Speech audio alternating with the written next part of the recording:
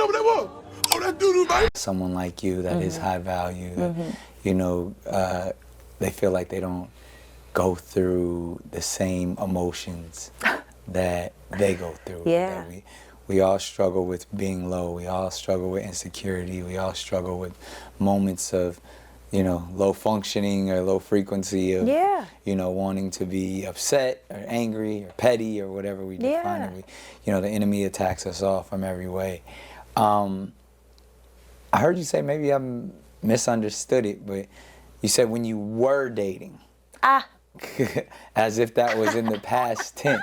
As if like the journey of finding your Did I say that? You said it. You said when I was dating. Maybe I was about to say a person. I don't know. When I was dating a person. So are you currently seeking? I'm currently positioned. I don't seek. Please. I'm positioned to be found. So explain. One of the things for a woman, one of our most beautiful opportunities as a feminine woman is we don't go, oh, the most feminine woman isn't the loudest person in the room. You attract in, right? But you have to position yourself. Like, you have to get out of the house. And a lot of the high value feminine women are never outside. Right. You know, they're in their house when they're not at work. And that doesn't mean go to the club. That doesn't mean, I'm not saying you should do what you love doing, because that's where you meet the people that you're in, you know, conjunction with, really. So you don't date, you attract. Girl, you beating around the bush. Are you available? That's what he just asked you. You gonna just go say, I'm positioned. Are you accepting dinguses in your life? Can a man come up and talk to you? That's what the question was. That was wild. She made this conversation about if that wasn't the biggest word salad I heard in my life. The answer was yes. I am currently in the dating pool. Don't do that shit ever again, Sarah. I'm currently dating. Oh, okay. But you're positioned in a way that, so in that, dating a high valued individual, what are the things that you're attracted to, or what are the things that can allow you to go on that journey from your position? Certainty, leadership, decisiveness, thoughtfulness, respect, emotional intelligence, emotional regulation, openness and honesty, safety, security. Slow down. Stop there. That's a lot, It Sarah. is a lot. It is. Yeah, it's definitely a lot. Why you have so many of these things at your age? You're just like these other ladies. How old is Sarah again? Give me a second. Sarah Fonte, Sarah Fonte. You're 37. Sarah, you're crazy. At 37? Nope. You ain't supposed to be positioned. You supposed to be a middle linebacker. You supposed to be like a headhunter. You supposed to be chasing down what you're looking for. But you know, do you, right? You can do whatever you want to do, right? It is. That is intimidating to probably so many. But also, you said a bunch of strong words that, you know. You got to have strong leadership. Now, how do you feel? Is there a lot of that out there? Yes, for me. Really? Yeah. And why do you feel like you can find all of those things in an individual? Because I know that it exists. If you don't believe in magic, how do you find it? Right. What? See what I mean? That's fentanyl. You sound bad crazy. I don't think she didn't understand. She just said the same thing the out of shape lady would say, that I know there's a guy out there who makes $400,000 who's willing to sleep with me and then marry me while I'm over here looking like a swollen hot dog. There's no curves. I'm just full of water and stuff. She sounds just like that lady. Sarah, you know, that was wild. If you don't believe in love, how do you find it? If you're that person that's saying, oh, these Atlanta streets are trash, oh, these LA dating pool is garbage, if that's exactly what you're going to attract. You'll never catch me saying that. I'm having a beautiful experience inside of my experience. And where are you having this beautiful experience? Like currently, where am I living? Yeah, or not even where you living, but like you sound like you're in a different realm. You're in a different dimension where you finding all of it. Is it church? No. You said it's not the club. No. You know, and what planet are these men on? There are so many good men out here. There really are. There's so many good men out here. Now, How can she say this and she's still single? How can she say this and she's not married? There's so many good men out there, but you're not married. And then the other thing is she been engaged twice. How can she say this? She sound crazy. This is the caveat. If you choose high value, high earning, masculine man, you have to know what you're signing up for. Like a lot of women think that they want this man that is super successful and well, his schedule might not be the way that you want it to be. He may not be as available to you as you want him to be. You may not get the good morning text every morning, but he's there when it counts. He's there when it matters. The conversations aren't going to be 3 hours on the phone. That's not realistic for this type of person. I know my pool. And so I move in alignment with my pool, you know, and so there, you know, I also believe that women, because we are geriatric at 35, right? I believe that women, one of the most beautiful opportunities we have is to also create legacy for your partner. Whether that, I think it should be marriage personally, but if not, that's cool too. Do whatever makes your soul smile. What the hell is even that? But inside of that, I really and truly feel like you've got to position yourself to be found by the person that you want. You know? Yeah. If not, what's the point? Create legacy, do all the things, create the family, be happy, find connectedness, but don't settle for, but also some people should settle.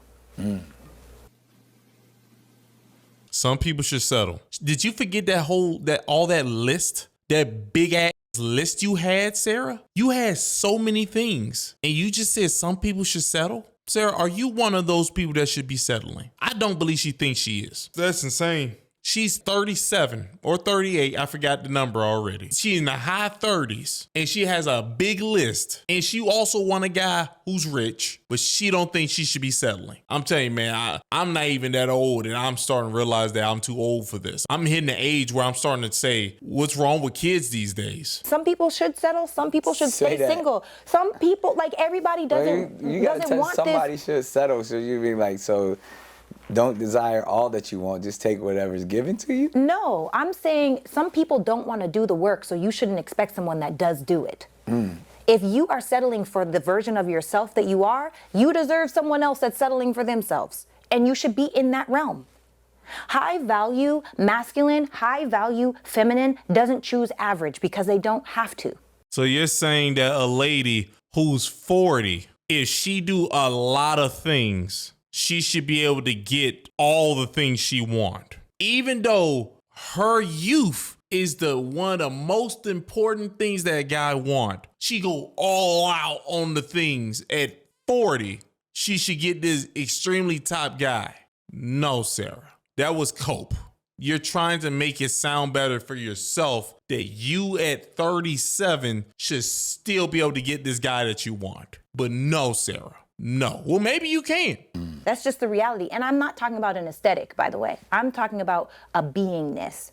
And then this is the thing too. This is why, and it goes back to the conversation that we've had, being in integrity with yourself and loving who you are and feeling fulfilled, where two people come together to create one. No, 1 + 1 is 2. We are super whole over here. We are overflowing. Right? And so I just feel like for the right man, I'm not intimidating at all, because the truth is, even though I desire these things, a feminine woman is going to bring them out of you if they're not already, like, what's the word when you start it? If they're not accelerated, ignited. Thank you. Yes, that it's going to happen naturally, you know. And I feel like high value means exclusive. Yeah. Everybody can't get in. You goddamn right. You're right, Sarah. Everybody can't get in. I don't know if you're supposed to be in there. Sarah, you supposed to have you in those leather Eddie Murphy pants in the back, not being able to get in. As soon as we know your age, it's over for you. Unless the guy that gets what you don't really want kids, then I guess. Technically, it's supposed to be over for you. I'm just being honest. It's wild. Her concepts is so crazy. It's very true. So speaking to that, you listed off some great attributes that you're looking for in a man. Yes. And that you are positioned because you are offering these same things. So what are some non-starters for Miss Sarah? What are some things where it's like, he can have all of these things, but if he does this or if he's into this, or what are the things, and I don't like to call them red flags, but it's more about things that you take notice to that is like, all right, yeah, I've learned my lesson with those type of individuals. They're red flags. And is narcissism one of them? No, I think we're all a little narcissistic if you're a little bit successful. In the last video, didn't she say she broke up with the first guy? It was the first or the second guy and said he was a narcissist. What's happening here? Maybe she changed her mind. Maybe she's saying that I've grown as a person, so if you're a narcissist, it's all right. I don't think it's all right, but maybe that's what she's saying. Yeah, I think narcissistic personality disorder, that's absolutely a no-go for me. Yeah, that's then different. there's rage in there, there's lack of empathy. Yeah, and there's delusion. Yeah. You live in a world that you've created that no one else knows except for you. Right. You know, you don't live in the truth, you live in your truth, and I'm not doing that. So what are the non-starters for you? Lacking character. But it's lacking... Everybody has character. No. I mean, you mean character as in like integrity character? Integrity character as in, are you validated by the people outside you? Or are you validated by who you say that you are? You know, are you waiting out here waiting for other people to say, oh, this is who you need to, I can't, it's a no-go for me. That's difficult because we live in an age of social media where we all can fall victim to that. I did in the past, and I'm not doing it again. Before, perception was so much more important to me than reality. The second time I was engaged, and we lived on social media. What I mean by that is we were every hashtag. We were black love, we were relationship goals, we were power couple, but in reality, it was really toxic. But now what I did was I built up this facade of how incredible our relationship was. Now I had to live in a real hell instead of actually just accepting the truth that we were not meant to be together. Right? And so that relationship went further and lasted longer than it should have because it's like you almost have to put on. Right. And I'm not doing that anymore. Yeah. And if a man feels like he has to put on, I love that for him. That's great. Go do that over there. Right. You know, I'm not interested in that at this point in my life. If it's not real, I don't want it. That has to be difficult. I mean, is that maybe one of the reasons where you may keep your personal life personal, because you are a public figure. You are someone who not only is living life in the public eye, but you're giving advice and being a motivational speaker. And, you know, people are, you know, aspiring to be like you. So you can't, as much as you say, you know, you don't want to put on, but like people are like, oh, they want to know your relationship goals. They want to see, because you speak so much about high value and being happy. Like, so therefore, we want to see you in a high value relationship. We want to see you be happy. We want to see you practice all that you preach. Hey, yo, Nick, you're speaking too much. Ask her a question and let her speak. They gonna see it when I'm married. And in the meantime, I'm practicing what I preach. Really? I personally feel like social media is destroying relationships because the devil comes to seek, kill, and destroy at the end of the day.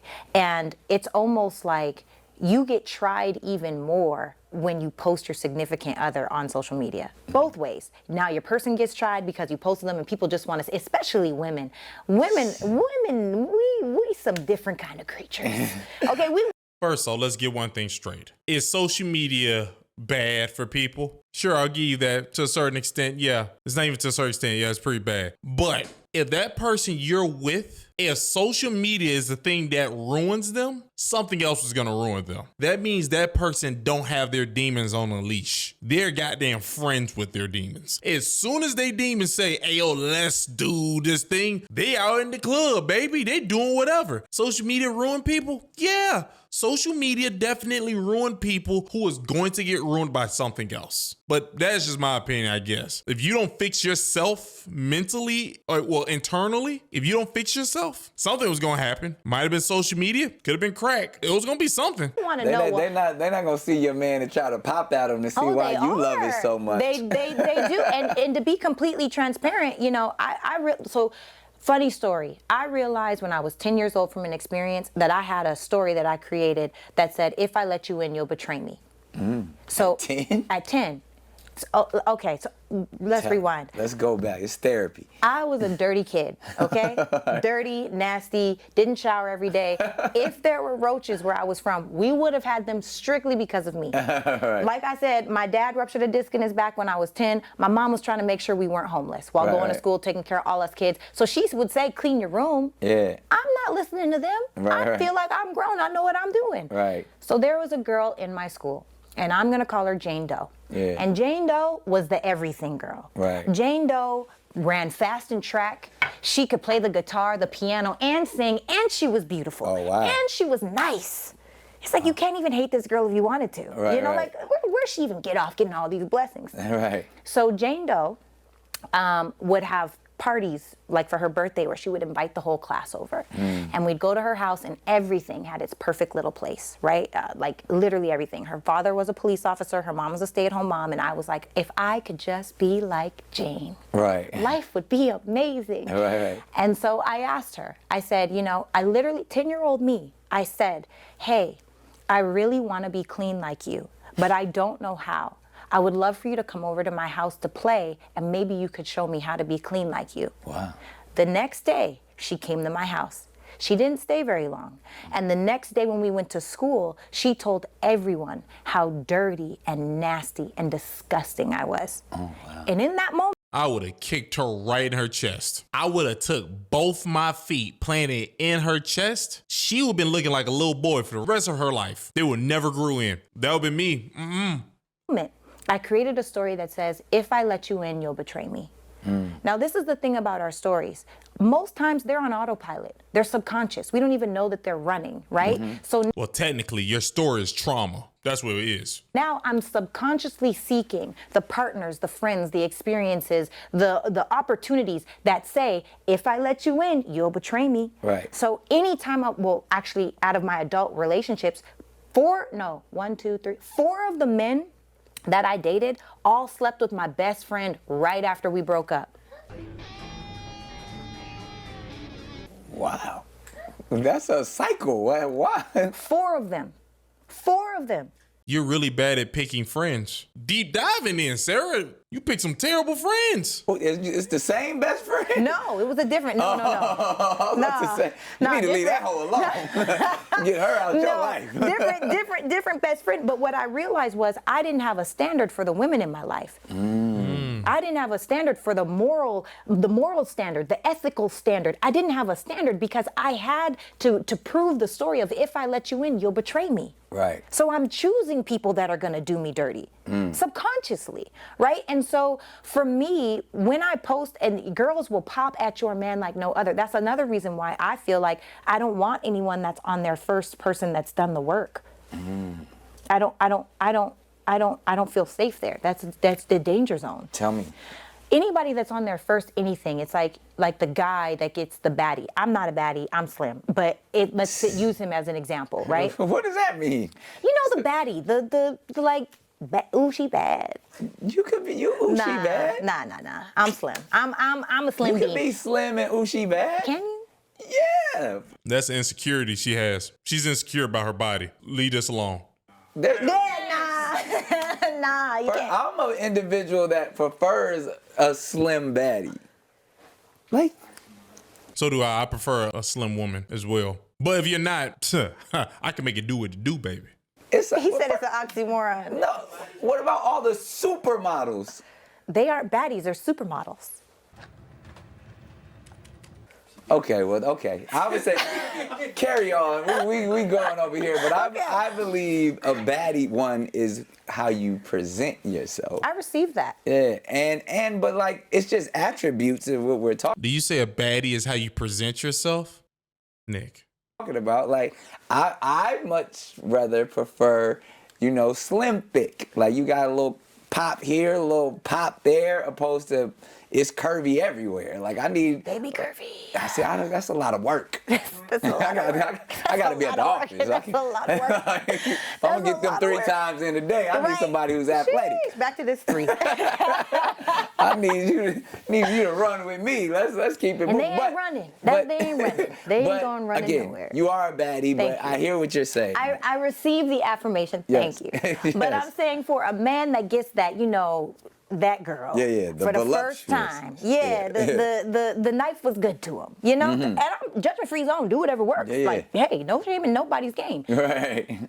That man has Not never... the knife was good to him. The knife was good to him. Not you know? life is good. The knife is good. Hey, you know? That man is not used to the attention that girl gets, which oftentimes creates resentment for him. That man is not used to the women now that she raised his stock. Now new levels of women are trying to holler at that man to see if they'll leave her. Handle it. Weak. Yeah. They're just weak. So weakness, not to be confused with vulnerability, because vulnerability is very important. I can't do it. So I don't want to be anybody's first, because you'll mishandle me. You want to be their first baddie? I mean, I wouldn't even say I'm a baddie, but I don't want to be the first person that's together. I wouldn't even say that. Just I've done the work. Yeah. You know, because you'll mishandle me. Right. And not even intentionally. Why you keep saying that? What do you mean? Just finish. You can love me so much. Yeah. You can love me so much, but you don't know how to handle me. Right. It's like giving a 16-year-old a Ferrari. You'll mishandle it. Shit. Really? Big screen. Sarah, you're 37. You're not gonna get mishandled. What are you talking about? Oh my God. She sounds like just an Instagram model. Oh, you can't handle this. Say, what? What are you talking about, Sarah? So if a guy does all the things you want, he does all these things, and you find out that you're like his first one, you're gonna say, you need to get some mileage on you. Oh, never mind. I guess that makes sense. That makes sense to the feminine nature, I guess. I don't really know if it's the feminine nature. I just know that most women want a guy who have experience under his belt. She might have a point, I guess. It just sounds like she just keeps creating more and more barriers to stay single. That's what it sounds like. I want a guy who has all this on this list. Yeah. And you have to talk to a lady like me before. And you gotta have money. Sarah, kick rocks. She wants too much. Sarah's just a slim lady who's good at speaking, but she's the same ones off of Kendra G. Yeah, let that sizzle in your spirit. They're the same people. It's just that what she says sounds better. I want a guy who is emotionally everything. I want a guy who is a leader of everything. I want a guy who's rich. I want a guy who has experience with women like me, because you know he can't handle all this. He can't handle all this Fonte. Sarah, Fonte. I ain't gonna lie, I'm now starting to realize I think Sarah might be really traumatized. She sounds like she might really need to go talk to somebody, like somebody else. Whatever doctor or whatever she talked to before, she probably talked to someone else. Don't sound like it's fixed. She needs some more fixing. The fact that when I said fixing, I thought of dirty rice from Popeyes. I just made myself hungry. I don't know if Sarah ever gonna get married. She'll say, you'll see my husband when I'm married. You know, we'll be waiting. If you get married, based off of everything she said, her list and all this stuff, and even on other shows where she says she want a guy to continue to do, I'm gonna be waiting for that divorce too. Sarah, don't be a statistic. Please don't. Oh, you know what that was? Oh, that dude,